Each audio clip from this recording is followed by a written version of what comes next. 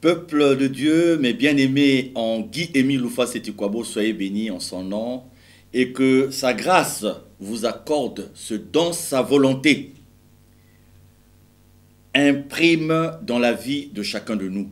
Alors, soyez bénis partout où vous êtes et dans cette communication de ce jour, je m'en vais prendre quelques versets bibliques pour commencer et nous allons donc prendre le chapitre 3 de 2 Pierre. Donc 2 Pierre, tout le chapitre 3, et nous allons lire au nom de notre Seigneur et Sauveur, Papa Guy-Émile Loufa-Sétikwabo. Voici déjà, bien-aimés, la seconde lettre que je vous écris. Dans l'une et l'autre, je cherche à éveiller par des avertissements votre saine intelligence, afin que vous vous souveniez des choses annoncées d'avance par les saints prophètes et du commandement du Seigneur et Sauveur enseigné par vos apôtres. Sachant avant tout que, dans les derniers jours, il viendra des moqueurs, avec leur raillerie, marchant selon leur propre convoitise, et disant, où est la promesse de son avènement? Car depuis que les pères sont morts, tout demeure comme dès le commencement de la création. Ils veulent ignorer en effet que des cieux existèrent autrefois par la parole de Dieu, de même qu'une terre tirée de l'eau est formée au moyen de l'eau, et que par ces choses le monde d'alors périt, submergé par l'eau. Tandis que par la même parole, les cieux et la terre d'à présent sont gardés et réservés pour le feu, pour le jour du jugement et de la ruine des hommes impies. Mais il est une chose, bien-aimés, que vous ne devez pas ignorer, c'est que devant le Seigneur, un jour est comme 1000 ans, et 1000 ans sont comme un jour. Le Seigneur ne tarde pas dans l'accomplissement de la promesse, comme quelques-uns le croient, mais il use de patience envers vous, ne voulant pas qu'aucun périsse, mais voulant que tous arrivent à la repentance. Le jour du Seigneur viendra comme un voleur. En ce jour, les cieux passeront avec fracas, les éléments embrasés se dissoudront, et la terre, avec les œuvres qu'elle renferme, sera consumée. Puisque, donc, toutes ces choses doivent se dissoudre, quelle ne doit pas être la sainteté de votre conduite et votre piété, tandis que vous attendez et hâtez l'avènement du jour de Dieu, à cause duquel les cieux enflammés se dissoudront, et les éléments embrasés se fondront. Mais nous, attendons, selon sa promesse, de nouveaux cieux et une nouvelle terre, où la justice habitera. C'est pourquoi, bien-aimés, en attendant ces choses, appliquez-vous à être trouvés par lui sans tache et irréprochable dans la paix. Croyez que la patience de notre Seigneur est votre salut, comme notre bien-aimé frère Paul vous l'a aussi écrit selon la sagesse qui lui a été donnée. C'est ce qu'il fait dans toutes les lettres où il parle de ces choses, dans lesquelles il y a des points difficiles à comprendre, dont les personnes ignorantes et mal affermies tordent le sens comme celui des autres Écritures pour leur propre ruine. Vous donc, bien-aimés, qui êtes avertis, mettez-vous sur vos gardes, de peur qu'entraînés par l'égarement des impies, vous ne veniez à déchoir de votre fermeté. Mais croissez dans la grâce et dans la connaissance de notre Seigneur et Sauveur Jésus-Christ. À lui soit la gloire, maintenant et pour l'éternité. Amen, amen, amen. Que Papa Guy-Émile Loufa-Sétikwabo soit avec nous. Alors, tous, comme moi, vous avez appris ce qui s'est passé hier, vendredi, 13 novembre 2020. Je ne ferai aucun commentaire au cours donc de cette communication, mais simplement, je viens vous rassurer, mes bien-aimés, pour ceux qui nous écoutent en demandant l'assistance de Dieu, vous avez déjà saisi à travers ces paroles dans 2 Pierre 3, quelle est la volonté de Dieu dans les instants qui sont les nôtres actuellement.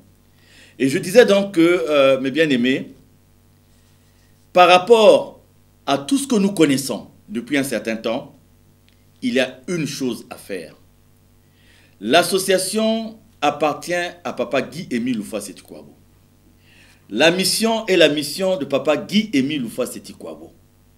La doctrine est la doctrine de Papa Guy-Émile Loufa-Seti-Kouabo. Donc, je voudrais simplement, par sa grâce, vous rassurer, mes bien-aimés, que tant que nous restons convaincus que nous sommes dans la vérité de Guy-Émile Loufa-Seti-Kouabo, rien ne peut nous ébranler. Et donc, par rapport à tout ce qui se passe aussi, nous sommes sur cette terre, donc nous sommes soumis à certaines réalités. Nous avons dès aujourd'hui entrepris une série de réunions parce que nous pensons qu'à un moment donné, il faut qu'on puisse se dire un certain nombre de choses, qu'on puisse aussi relever un certain nombre de choses, parce que il faut aussi que quand il y a une décision qui est prise ici, quand il y a une autre décision qui est prise par là, il faut se rendre compte qu'en face, il y a des milliers et des milliers de frères, des sœurs, des citoyens qui sont là et qui ont mis leur confiance en Dieu, mais qui vivent et qui, à un moment donné, peuvent aussi s'exprimer. Sauf que leur expression tiendra compte de la volonté de Dieu dans les cœurs des uns et des autres. Leur expression tiendra compte du respect aussi de la liberté d'autrui. Et donc, nous avons commencé aujourd'hui une série de réunions pour prendre un certain nombre de mesures propres, légales, mais très fortes. Je dis un certain nombre de mesures propres, légales et très fortes pour faire comprendre aux uns et aux autres que nous ne sommes pas de ceux-là qui vont participer à transformer un mensonge en vérité ou encore à transformer une vérité en mensonge. Nous avons le texte d'engagement que nous avons tous signé qui dit ceci. Je vais lire un extrait. Je déclare que je dirai toujours la vérité, que je ne participerai à aucune fausseté, tromperie ou malhonnêteté. Je déclare que je dirai toujours la vérité, que je ne participerai à aucune fausseté, tromperie ou malhonnêteté. Je déclare que je dirai toujours la vérité, que je ne participerai à aucune fausseté, tromperie ou malhonnêteté. Alors, j'en appelle à la conscience des uns et des autres, parce que la conscience nous parle. La conscience est cette présence forte. Et malgré tout ce que nous pouvons faire pour dissimuler nos actions, la conscience est cette force qui nous rappelle que nous sommes soit dans la raison ou que nous sommes dans la faute. Alors, que ce que nous venons de lire dans cet extrait du texte d'engagement puisse interpeller la conscience des uns et des autres et puisse mettre chacun de nous en face de sa conscience. Mais bien aimé, un élève qui paye les examens d'État, un élève qui évolue d'une classe à une autre en payant, il arrivera toujours un jour où tout le monde se rendra compte que cet élève, en réalité, n'a jamais assimilé les cours. Donc, à quelque chose, malheur est bon. Vous savez, quand il y a une chose comme ça qui arrive, et que même le petit enfant se rend compte qu'il y a problème, même celui qui n'a pas appris se rend compte qu'il y a problème, ceux qui croyaient en faire un gain, ceux qui croyaient en faire une victoire, en fait, ils ont simplement démontré qui ils sont en réalité. Ils ont simplement démontré comment ils agissent en réalité. Et c'est pour ça que j'étais en train de dire tout à l'heure, à quelque chose, malheur est bon. Donc, frères et sœurs, nous avons une série de réunions qui commence tout à l'heure et nous allons terminer avec la dernière réunion demain. Et je vous promets que nous allons revenir vers vous pour vous dire ce que nous avons pris comme mesure, comme décision, dans un cadre strictement légal, dans un cadre propre, mais d'une façon forte. J'insiste, d'une façon forte, parce que on ne nous fera jamais accepter un mensonge pour le transformer en vérité. On ne nous fera jamais changer la vérité qui est la nôtre pour la transformer en mensonge. Ça n'arrivera pas. Et la vérité est celle que nous connaissons tous.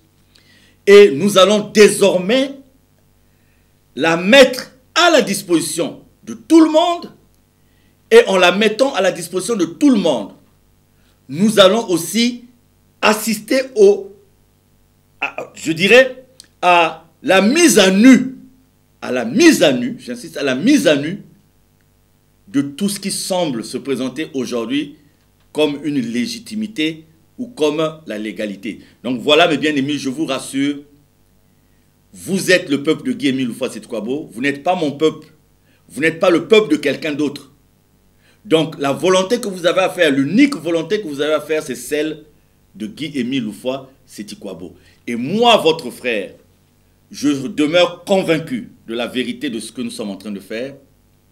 Je demeure aussi convaincu de la voie que vous et nous sommes en train d'emprunter, parce que c'est la voie tracée par le président fondateur de notre association, Papa Guy-Émile Houphouët-Boigny. Et donc, par rapport à tout ça, je vous rassure de ma détermination qui reste intacte à aller de l'avant, et les prochains jours nous donneront raison. Les prochains jours nous démontreront de plus belle la véracité de ce que nous sommes en train de faire. Donc, ce dimanche, nous avons la fête de la jeunesse.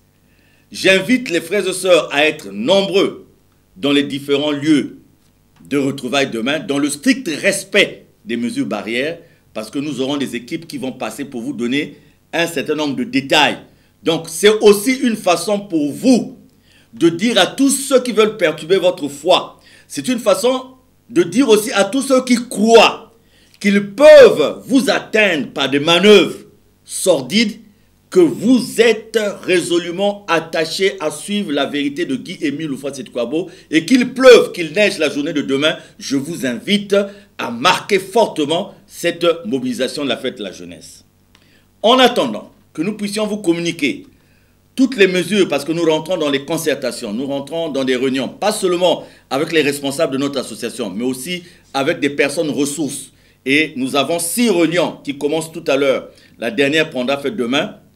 Et en attendant que nous puissions mettre à votre disposition les grandes décisions que nous allons retenir, je vous invite, j'insiste, je vous invite, mes bien-aimés, par le nom tout-puissant de Papa Guy-Émile Houphouët-Boigny, vous savez que le courrier, c'est une loi perpétuelle qu'aucun humain ne pourra arrêter.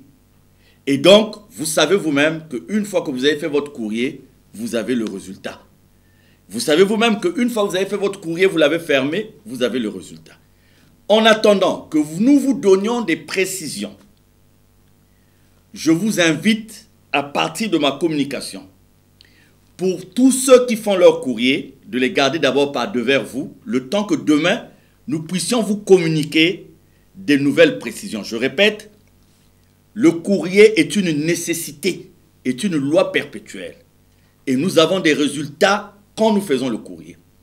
Et à partir de la communication que je vous fais ce jour, le peuple de Mont Ararat, je vous invite à, une fois que vous avez fait votre courrier et que l'acte est posé, à garder d'abord vos courriers par devers vous, de les garder d'abord chez vous, en attendant que demain, nous puissions vous donner de nouvelles précisions.